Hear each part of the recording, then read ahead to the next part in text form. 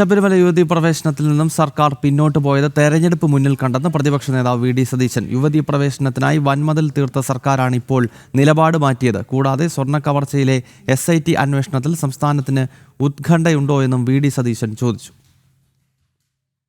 ശബരിമല സ്ത്രീ പ്രവേശനവുമായി ബന്ധപ്പെട്ട് ഞങ്ങളുടെ നിലപാടിലേക്ക് ഗവൺമെൻറ് തിരിച്ചു വന്നിരിക്കുകയാണ്. അതിന് പ്രതിപക്ഷം ഭയങ്കര കുഴപ്പമാണെന്ന് പറയുകയാണ്.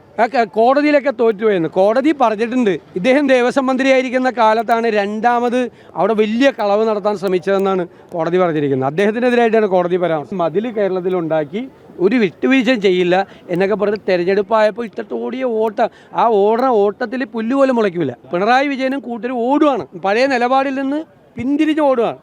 ആ ഓടുന്ന വഴിയിൽ പുല്ലുപോലും മുളയ്ക്കില്ല, അത്ര വലിയ ഓട്ടമാണ് ഓടുന്നത്. SITയുടെ അന്വേഷണം ഒരു സ്ഥലത്ത് എത്തിയിട്ടില്ല. എല്ലാവരും സ്റ്റാറ്റ്യൂട്ടറി ജാമ്യം കിട്ടി പുറത്തിറങ്ങി. ഒരു പ്രിലിമിനറി ആയിട്ടുള്ള പ്രാഥമികമായിട്ടുള്ള ചാർജ് ഷീറ്റ് പോലും കൊടുക്കാൻ SITക്ക് കഴിഞ്ഞിട്ടില്ല.